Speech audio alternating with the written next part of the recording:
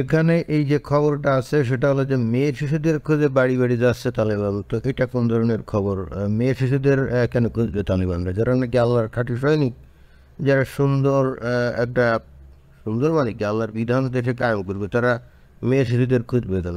তো এখানে যে খবরটা আছে সেখানে হচ্ছে যে বলছে আর কি, নিজেদের যোদ্ধাদের সঙ্গে জোর করে বিয়ে দিতে মেয়ে শিশুদের খোঁজ করছে আফগানিস্তানের সশস্ত্র গোষ্ঠী তালেবান। গোষ্ঠীটির আভ্যন্তরীণ একটি সূত্র যুক্তরাষ্ট্র ভিত্তিক সংবাদ মাধ্যম ব্লুমবার্গকে জানিয়েছে, নিজেদের দখলকৃত এলাকার স্থানীয় নেতাদের 12 থেকে 45 বছর বয়সী নারীদের তালিকা তৈরির নির্দেশ দিয়েছে। তালেবান এই পদক্ষেপকে আফগানিস্তানের শরিয়া আইন ফিরে আসার ইঙ্গিত হিসেবে দেখছেন অনেকেই। এটা নিশ্চিতভাবে ইসলাম বিদ্বেষীদের কোনো খবর হবে। এই যে ট্রাইবিউন, বাংলা ট্রাইবিউন বলে বা ট্রিবিউন বলে যে পত্রিকাটা অনলাইনে দেখা যাচ্ছে, আমার মনে হয় যখন ইহুদি নাসারা কাফের এরাই এটা চালায়, নইলে এই ধরনের ফালতু খবর দেয়। তালেবানরা যারা নাকি আল্লাহর খাঁটি সৈনিক, তারা একটি শিশুদের বিয়ে করার জন্য খোঁজাখুঁজি করবেন। এতে সেখানে একটু বয়স্ক নারী নাই, আর শরিয়া আইনে কি শিশুদের বিয়ে করার কোনো কথাবার্তা আছে নাকি? কোরআন হাদিসের কোথাও কি লেখা আছে যে শিশুদের বিয়ে কর?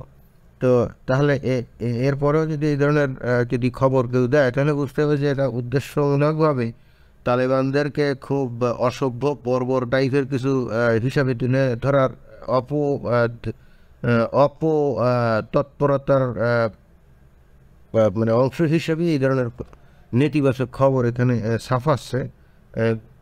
মানুষের মনে তালেবান সম্পর্কে একটা খারাপ ধারণা দেওয়ার উদ্দেশ্য নিয়েই এই ধরনের খবর এই যে ছাপাচ্ছে।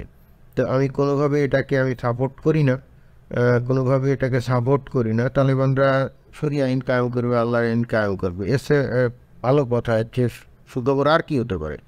বাংলাদেশের আপামর জনগোষ্ঠী কই কেউ বিষয়ে তো কিছুই বলে না, আর হুজুরা তো মোটামুটি উৎসাহ উদ্দীপনার মধ্যে আছে।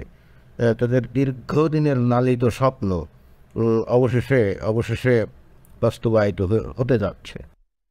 প্রকৃত শরিয়া আইন কায়েম হলে একটা জিনিস করতে হবে। অনেক সময় দেখা যায় যে নারীরা ওই যে পর্দার নামে মশকরা করে।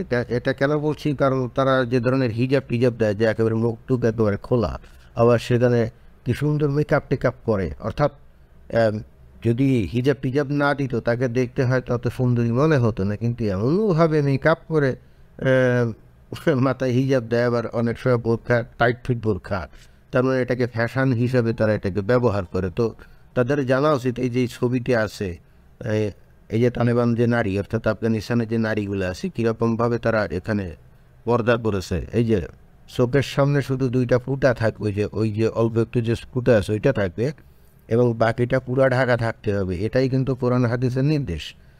কারণ কোরআন হাদিসের ব্যাখ্যা হিসাবে যারা তাফসির করেছেন, যে বড় বড় সেই প্রথম যুগের যে আলেম, তারা কিন্তু নারীদের পর্দা উল্টে ঠিকই এরকমভাবেই তাদেরকে পর্দা করতে বলছে।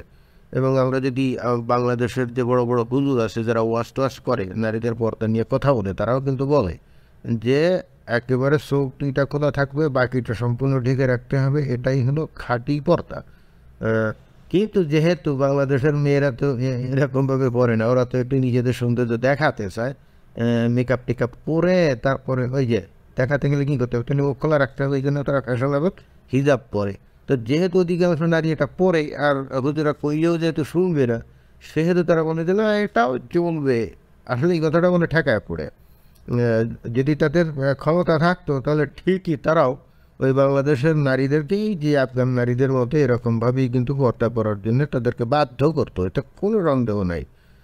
তো যাই হোক, আমরা এখানে কীভাবে পর্দা করতে হবে সেটা দেখলাম, এবং বাংলাদেশের যে মুমিনা নারীরা আছে তারা বিষয়টা আমার মনে হয় যে মাথায় নিলেই ভালো, কারণ ভবিষ্যতে হয়তো তাদেরকে এরকমভাবেই পর্দা করতে হতে পারে।